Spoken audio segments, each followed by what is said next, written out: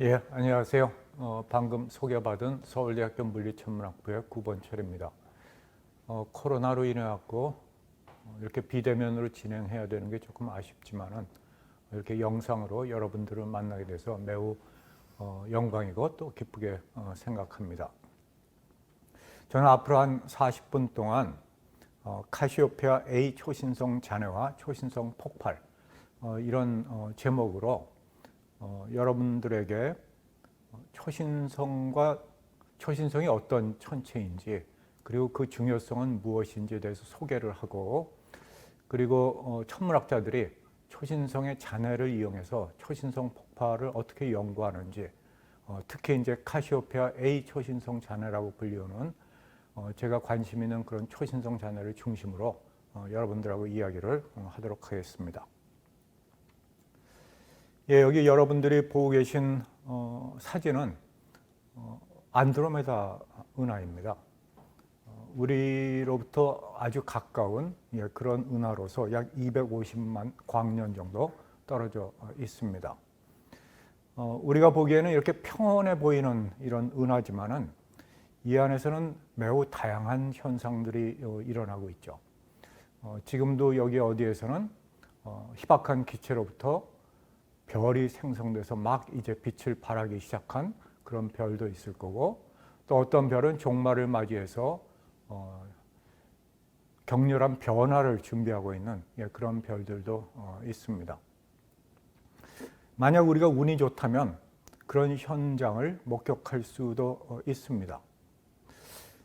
여기 여러분들이 보고 계신 사진은 바람개비 은하라고 불리우는 그런 은하인데요. 여기 오른쪽 사진은 2011년 8월에 찍은 사진이고요. 여기 왼쪽의 사진은 그 이전에 찍은 사진입니다. 이 두 은하를 여러분들이 비교해 보시면은 여기 오른쪽 사진에 이 왼쪽 사진에는 없는 새로운 별이 나타난 걸 보실 수 있을 겁니다. 이게 초신성이라고 불리우는 천체지요.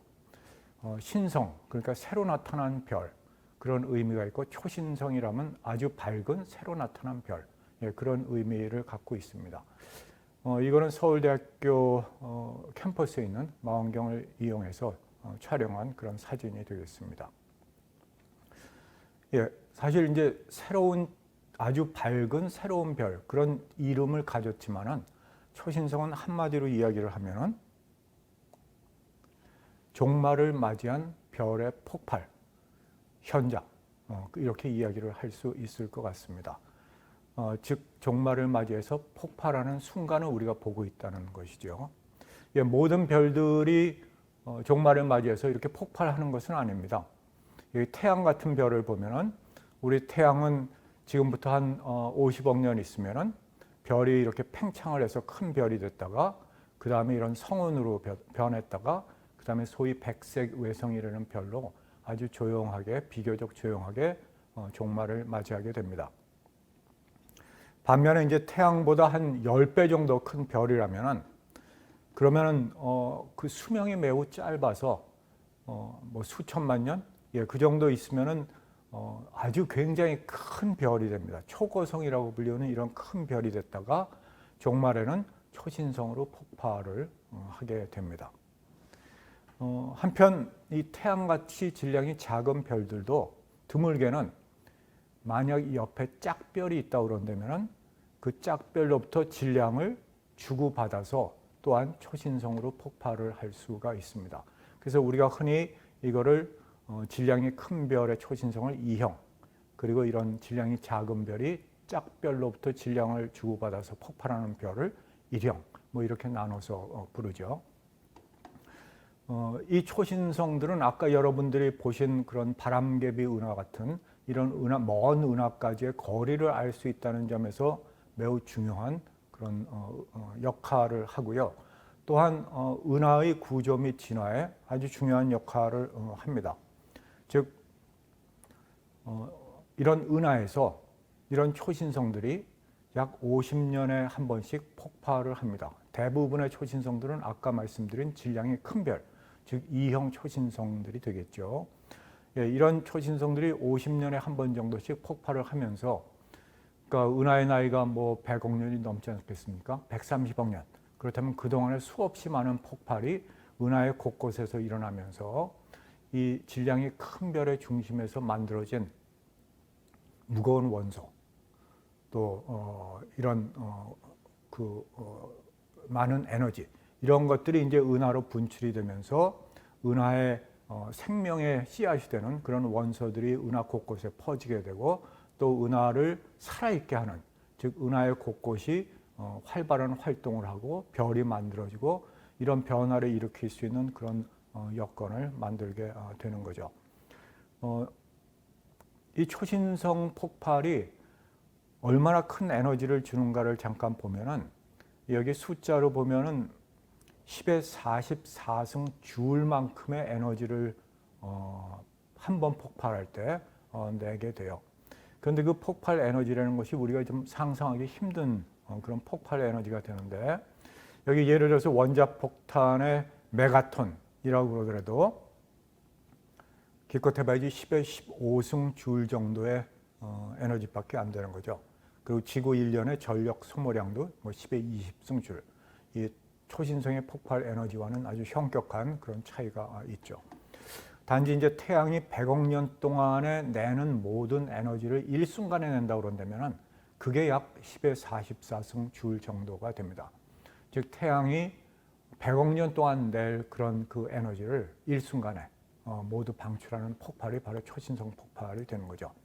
우리가 지상에서 보는 이런 뭐 원자폭탄이 터지면은 그럼 어떤 일이 벌어지는 걸 보여주는 이런 사진에서 보듯이 이 우주에서 이런 초신성 폭발이 곳곳에서 일어나면서 바깥쪽으로 이런 폭발파를 내보내게 됩니다. 천문학자들은 이제 이런 폭발이 일어나면은, 초신성 폭발이 일어나면 은하에게 어떠한 영향을 미칠 것인가, 그거를 이런 컴퓨터를 이용한 모의 실험을 합니다. 여기 여러분들이 보고 계신 그 모의 실험은 서울대학교에서 박사학위를 하고 지금 프린스턴 대학에 가 있는 김창구 박사가 컴퓨터를 이용해서 한 그런 모의 실험이 되겠습니다. 그래서 여기 크기가 한 뭐 수백 광년 되는 그런 크기에서 가운데서 초신성이 폭발하면 어떤 일이 벌어지는가를 보여주고 있습니다. 그래서 여기 별과 별 사이의 공간은 이제 아주 희박하죠. 그렇지만 거기에도 밀도가 비교적 높은 이런 성간운이라고 불리는 이런 구름들이 있고 사이를 이런 희박한 기체가 채우고 있는데, 거기에 초신성이 폭발하면 그 기체들을 휩쓸고 지나서 이렇게 압축을 하고 밀어내고 거기 아주 뜨거운 기체로 채우게 됩니다. 이런 공동을 만들게 되는 거죠. 실제 그럼 이런 초신성의 이 폭발하고 남은 시간이 한참 지난 뒤에 그 모습을 우리가 잔해라고 불러요. 초신성 잔해라고 부릅니다. 그 실제 모습을 보면요, 이렇습니다. 예, 여기 여러분들이 보고 계시는 이 초신성의 잔해는 시그너스 루비라고 불리우는 그런 백조자리에 있는 초신성 잔해입니다. 아주 그 현란한 그런 모습을 하고 있는데, 아주 동그란 그런 모습을 하고 있죠. 아마 이 가운데 중심에서 만여 년 전에, 한 5,000년에서 10,000년 전에 폭발이 있었던 걸로 추정을 하고 있습니다. 그 폭발이 지금 바깥쪽으로 퍼져나가서 이렇게 동그란 이런 모양을 만들고 있는 거죠. 아마도 이 안에는 빈 공간이고 지금 바깥쪽으로 가면서 주변 기체를 압축하고 또 가열하고 있을 겁니다. 이걸 조금 자세히 보면요. 예, 이거는 허블 망원경이 찍은 그런 이미지인데요. 여기 보시면은 여기 아주 얇은 이런 면이 있는 걸 갖다 볼 수 있습니다. 이게 소위 이제 충격파라고 불리우는 그런 일종의 파인데요. 마치 여러분들이 음속을 돌파하는 비행기가 있을 때 유리창을 와서 꽝 때리는 그런 우리가 소리가 들리지 않습니까? 그와 마찬가지로 여기에서 이 팽창하는 이 초신성의 폭발파가 음속보다 굉장히 빠르게 팽창하기 때문에 엄청나게 큰 압력으로 주변 가스를 밀고 있는 그런 모습입니다.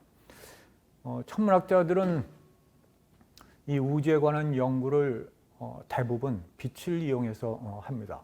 물론 지금은 이제 중력파도 우리가 검출할 수 있지만은 아직도 대부분의 연구는 빛을 이용해서 하고 여기 보시는 이런 충격파면이 밝게 빛나기 때문에 이런 충격파를 잘 관측을 하면은 이 초신성 잔해를 구성하고 있는 원소가 무엇인지 또 얼마만한 속도로 팽창을 하고 있는지 그런 정보를 우리가 얻을 수가 있습니다.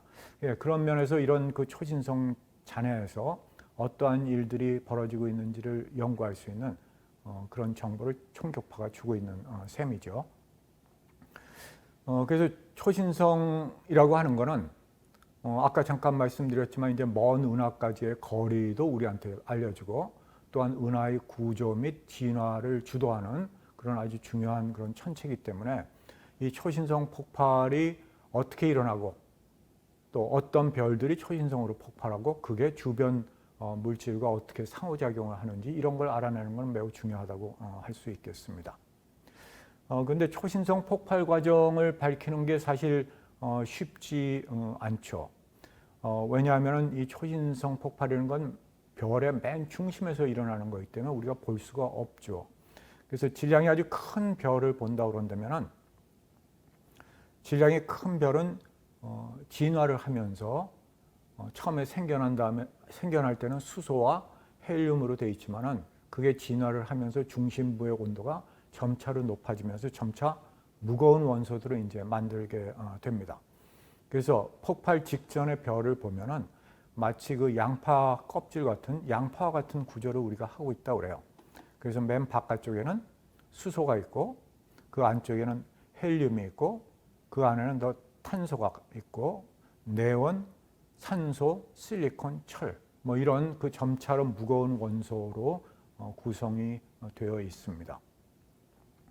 그래서 맨 중심부에 이제 철이 되면은 그럼 이 철은 굉장히 안정된 원소로서 더 이상 이 무거운 이 별의 질량을 갖다 지탱을 할 수가 없어요. 그래서 이 철로 된 중심 핵은 함몰을 하게 됩니다. 그냥 무너지는 거죠, 그야말로.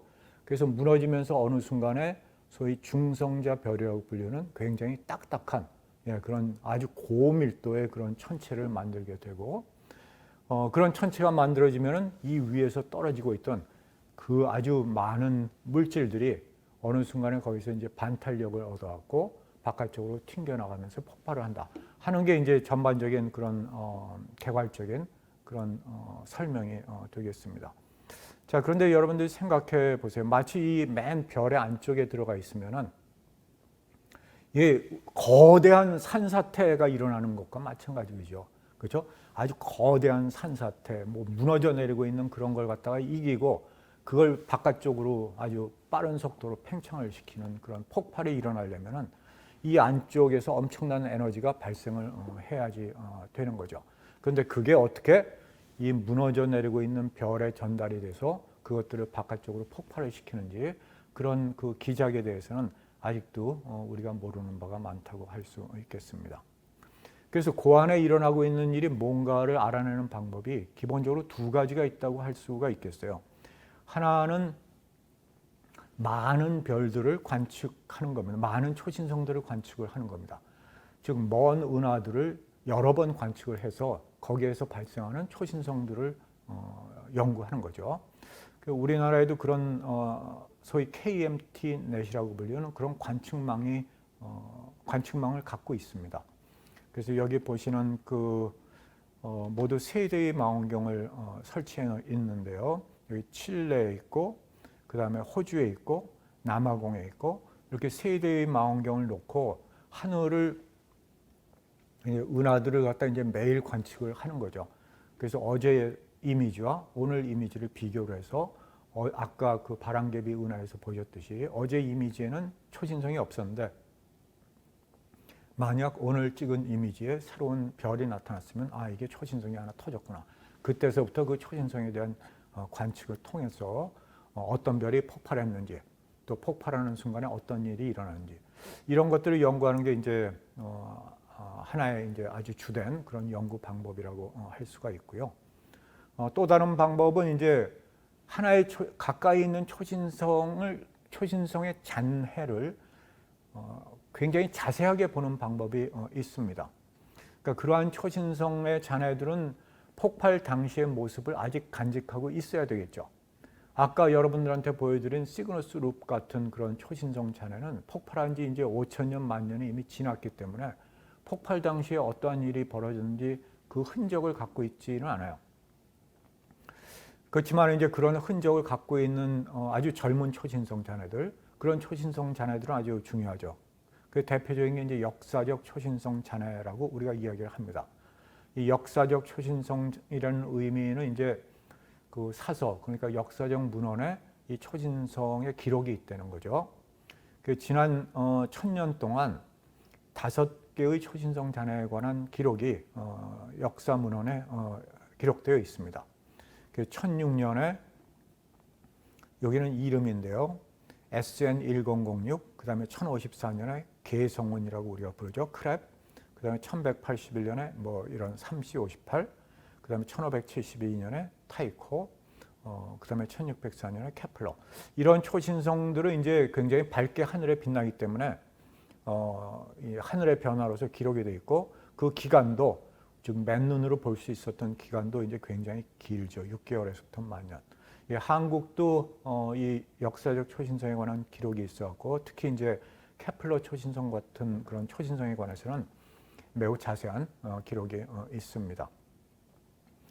예, 우리 은하에서 어디에서 이런 역사적 초신성들이 관측이 됐는지 한번 볼까요? 이거는 우리 은하의 대체적인 모습입니다. 이런 나선팔이 있고 가운데 이제 막대 나선 은하가 있고 막대가 있고 태양은 이제 거기에서부터 8kPa 그러니까 한 22만 5천 광년 정도 떨어져 있습니다. 여기에서 지난 1000년 동안 초신성들의 위치를 보면 이렇습니다. 1006년, 1054년, 1181년, 1572년, 1604년, 예, 그리고 1680년. 이 아까 5개라고 말씀드렸는데요. 이 중에서 1181년은 아직 그 1181년에 폭발한 초신성의 잔해가 지금 여러분들이 보고 계신 요 잔해인지는 아직 확실치 않기 때문에 물음표가 붙었고요. 흥미롭게도 이 역사 문헌에 기록은 안 돼 있지만은 1680년경에 폭발한 초신성의 잔해가 하나 있습니다. 그러니까 가장 최근에 가장 젊은 초신성 잔해죠. 그 이름이 이제 카시오페아 A고 그게 이제 제가 연구하고 있는 그런 천체이기도 하고 오늘 말씀드릴 그런 주된 대상이 되겠습니다.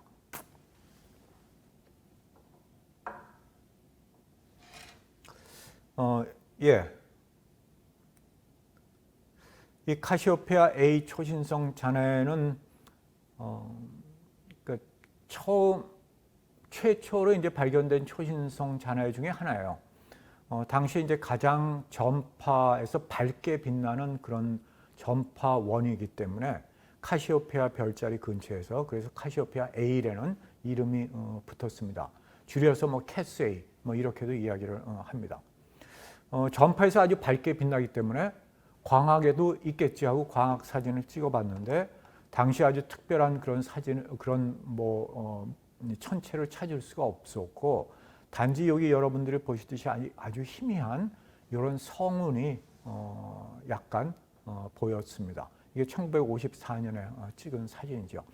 그렇지만은 여기 보이는 이런 성운의 속도를 관측을 하면은 그 속도가 약 초속 5,000km가 되기 때문에 아마도 이 성운이 이 밝은 전파를 내는 이 카시오페아 A일 것이다 하고 당시 추정을 할 수가 있었죠. 그리고 지금 이 사진은 이제 허블 망원경이 찍은 그런 카시오페아 A의 모습입니다. 즉 여기 동그란 아주 동그란 이런 모습을 하고 있고요. 어떻게 보면 이제 필라멘트라고도 부르는데요. 이런 이 성운이 초속 5,000km로 팽창을 하고 있습니다. 그래서 이 팽창하는 그 속도를 갖고 그거를 우리가 이 크기를 알고 있으니까 이 크기를 속도로 나누면 대개 언제 폭발을 했는지 우리가 알아낼 수가 있죠.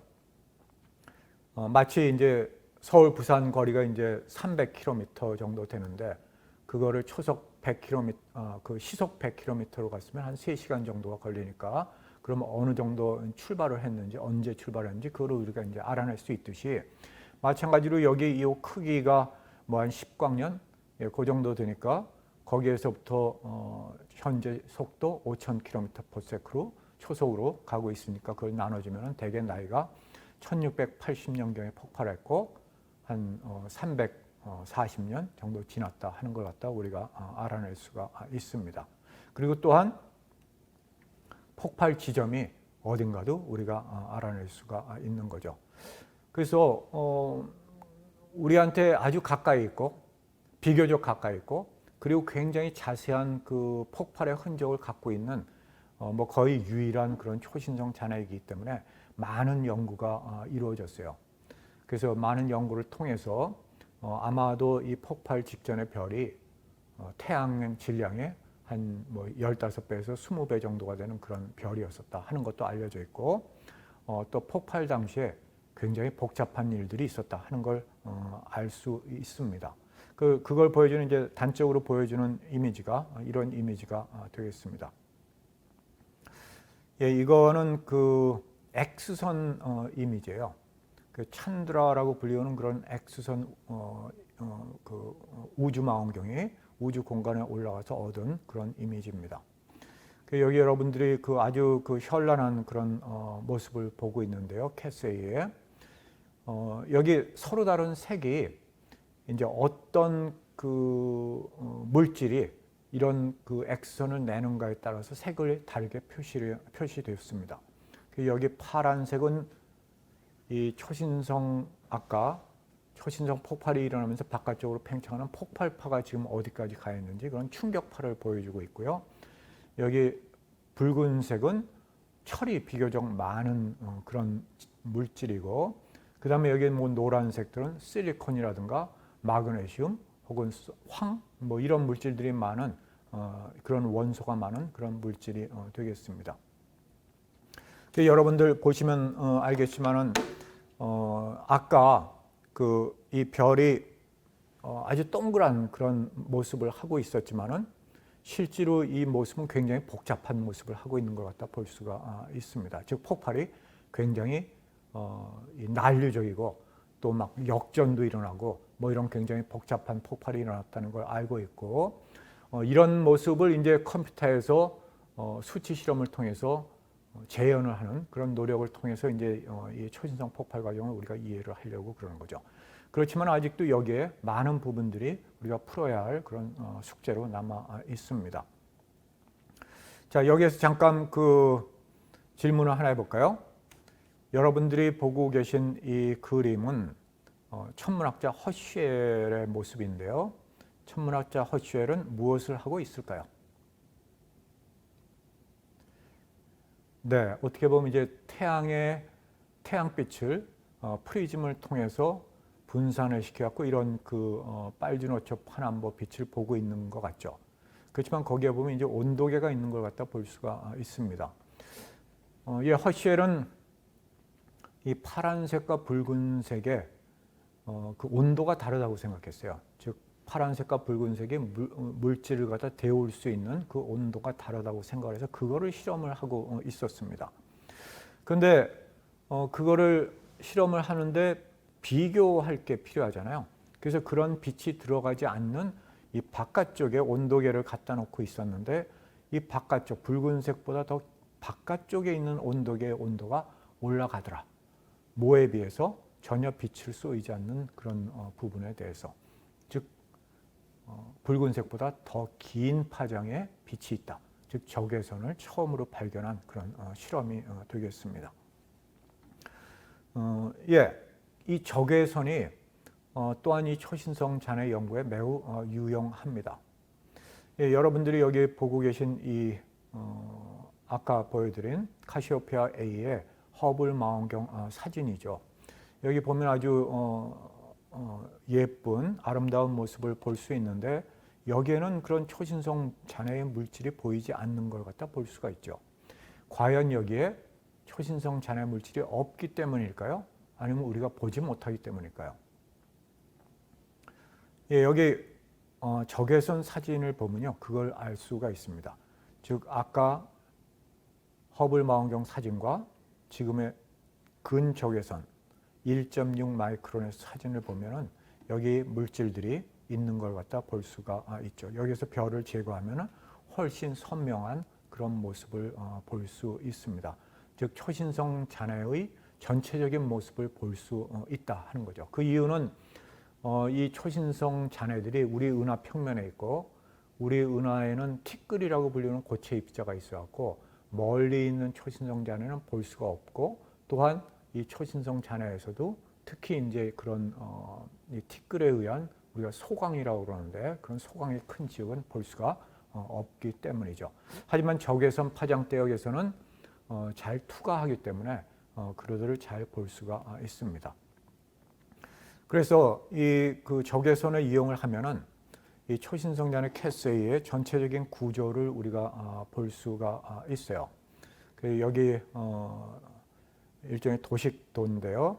여기 동그란 그런 초신성 폭발 물질이 있고, 그 바깥쪽으로 진행하는 충격파가 있고, 또한 특이하게도 여기 Z라고 불리우는, 그리고 그 반대편에 역-Z라고 불리우는 이런 초신성 물질에 비해서 훨씬 빠른 속도로, 이 초신성 물질은 한 초속 5,000km로 팽창을 하는데 이 Z는 그거의 2배가 넘는 초속 10,000km 이상으로 팽창을 하고 있습니다.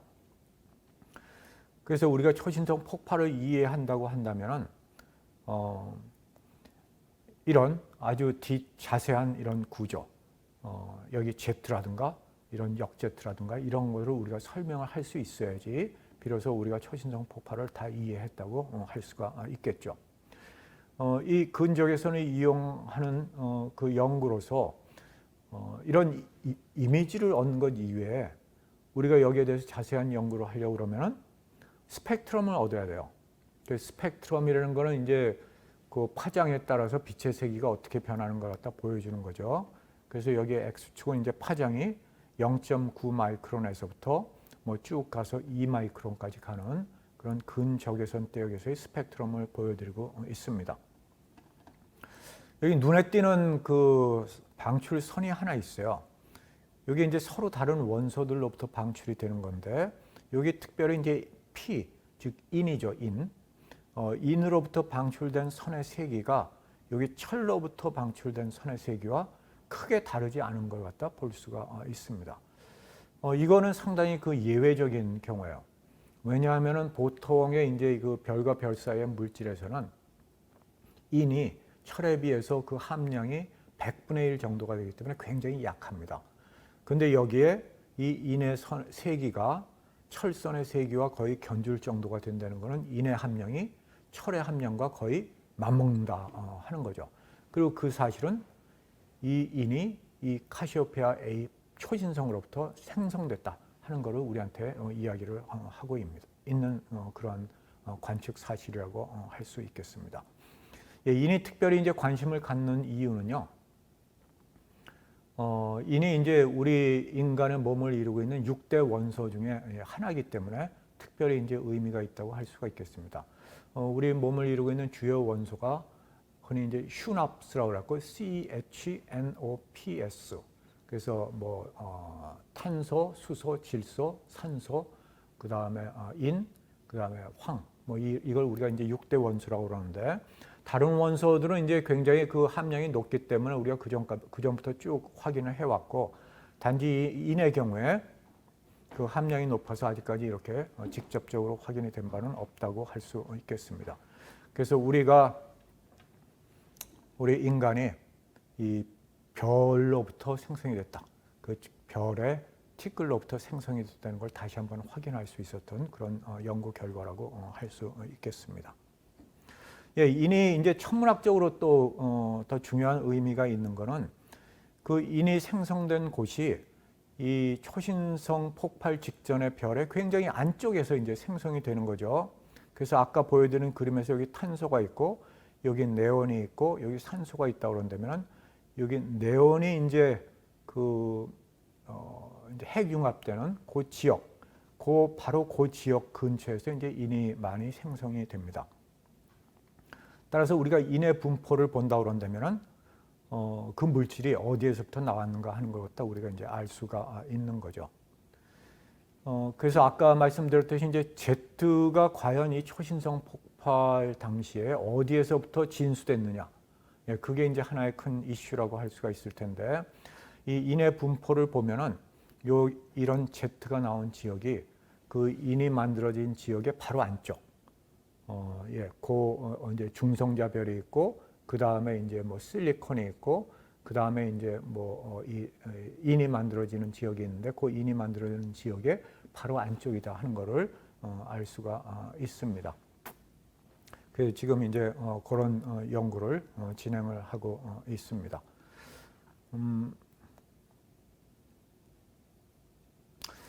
그 시간이 이제 조금 한 7, 8분 남은 것 같은데요. 마치기 전에 이제 잠깐 앞으로 여러분들이 초신성 폭발을 볼 수 있을까요? 뭐 이런 이야기를 잠깐 우리 해볼까요? 어떨 것 같아요? 앞으로 여러분들이 맨눈으로 초신성 폭발을 볼 수 있을 기회가 혹시 있을까요? 어쩌면은 그런 기회가 있을지도 몰라요. 여기 왼쪽에 이제 사진이 한 장 있는데요. 어떤 별자리인지 여러분들 혹시 아시겠어요? 오리온 별자리죠. 이 중에 한 별이 가까운 미래에 폭발할 가능성이 있습니다. 여기 좀 이상하게 노란색으로 보이는 베텔지우스라는 그런 별인데요. 그 별의 현재 모습을 보면은 이렇습니다. 이거는 적외선 사진인데요. 요 가운데 베텔지우스가 있는데, 이 베텔지우스의 현재 크기는 이미 목성 크기 정도까지 이렇게 쭉 늘어나 있어요. 커졌어요. 그리고 이 안에 있는 아주 작은 원이 목성 정도의 궤도고요. 거기에 비해서 굉장히 큰 이런 바깥쪽까지 자기 물질을 이제 바깥쪽으로 다 잃어버린 거죠. 이 별이 이제 종말을 맞이할 준비를 하고 있습니다. 그래서 이 베텔지우스는 사실 수년 안에 폭발을 할 수도 있고, 또 수백 년 안에 폭발할 수도 있고, 수만 년, 그 천문학적인 시간이니까요. 그런 비교적 가까운 장래에 폭발을 할 가능성이 높은 그런 별입니다. 즉, 이 초신성이 폭발하기 전에 수만 년 전부터 이런 변화가 별한테는 일어나요. 자, 그렇다면 아까 카시오페아 A 초신성으로 돌아와서 과연 그러한 수만 년 전의 변화를 우리가 볼 수가 있을까요? 그때 방출한 물질이 아직도 여기에 있을까요? 여기 여러분들이 보시는 사진은 X선 광학 이미지를 합성한 그런 사진인데요. 여기 보시면 여기 붉은색으로 표시한 이런 우리가 너트라고 불리는데 이런 가스 덩어리, 이 물질들이 초신성으로 폭발하기 수만 년 전에 방출된 그런 물질들입니다. 어떻게 하냐면은 여기 푸른색 물질들은 초속 5,000km로 팽창을 하고 있는 반면에 여기 이 붉은색 덩어리들은 기껏 해봐야지 초속 100km/s가 안 되는 그런 작은 속도로 팽창을 하고 있기 때문에 이건 초신성으로부터 분출된 게 아니라 초신성 폭발 직전에 별이 분출한 그런 물질이라는 걸 알 수가 있습니다. 이런 그 초신성으로 폭발하기 전에 분출한 물질의 스펙트럼을 보면 아주 특이합니다. 여기 그 왼쪽에 스펙트럼을 보시고 계시고요. 이 스펙트럼은 그 미국의 로웰 디스커버리 텔레스콥이라고 불리는 아리조나에 있는 4.3m 망원경을 이용해서 얻은 그런 스펙트럼인데요. 거기 부착된 분광기가 여기 보이는 이런 노란색으로 된 이 기기가 분광기인데요. 이게 아이그린스라고 불리는 분광기인데 우리나라 한국천문연구원에서 미국의 텍사스 대학과 같이 제작한 그런 분광기로서 아주 그런 파워풀한 세계에서 몇 안 되는 그런 성능을 가진 그런 분광기입니다. 그래서 이런 분광기를 이용을 해갖고 그 스펙트럼을 얻어봤더니 아주 특이한 이렇게 매우 좁은 선폭을 가진 이 X축은 우리에 대한 이제 시선 속도가 돼서 시선 속도가 수백 킬로미터가 된다는 것은 이 물질들이 굉장히 빠른 속도로 움직인다는 거죠. 그러니까 충격파를 겪었다. 예, 그렇게 볼 수가 있고 여기 굉장히 좁은 선폭을 갖고 있다는 것은 굉장히 평온한 상태에 있다. 예, 그 말은 초신성에 의한 충격파를 겪지 않고 이 별이 수만 년 전에 폭발하기 수만 년 전에 내놓은 그런 물질이 그야말로 아주 잘 보존된 예, 그런 물질이라고 할 수가 있겠습니다. 그래서 이 아주 좁은 선폭을 가진 이 스펙트럼을 잘 분석을 하면은 이 폭발 직전의 별이 어떤 상태였는지를 우리가 알아낼 수가 있습니다. 그래서 이 철과 또 수소에 관한 이런 스펙트럼을 분석을 해서 이 별이 폭발 전에 이미 이 대기를 대부분 잃어버렸고 굉장히 작은 별에서 폭발했다. 그런 거를 알 수가 있었습니다. 예, 이렇듯 근적에서는 초신성과 그 잔해를 연구하는데 굉장히 유용한 파장대역이다. 예, 그런 말씀을 드리고요. 예, 뭐 제가 이제 말씀드리고 왔던 내용은 대개 다 말씀드린 것 같습니다. 그래서 오늘 강연을 요약하면요. 첫 번째로 초신성은 현대 천문학에서 매우 중요한 천체이다. 먼 은하까지의 거리 측정에 이용되고 은하의 구조 및 진화에 주된 역할을 한다. 또 우리 은하의 역사적 초신성 잔해들은 초신성 폭발 과정을 이해하는 데 매우 유용한 천체로서 여기 밑에 보시는 특히 이제 카시오페아 A 같은 그런 초신성 잔해는 매우 젊은 E형 초신성 잔해로서 폭발의 흔적을 아직도 간직하고 있기 때문에 매우 유용하다. 특히 근적외선 관측은 카시오페아 A 초신성 폭발 과정과 폭발 직전 별의 물리적 상태를 연구하는데 매우 유용하다. 예, 그런 게 오늘 강연의 요약이 되겠습니다. 예, 고맙습니다.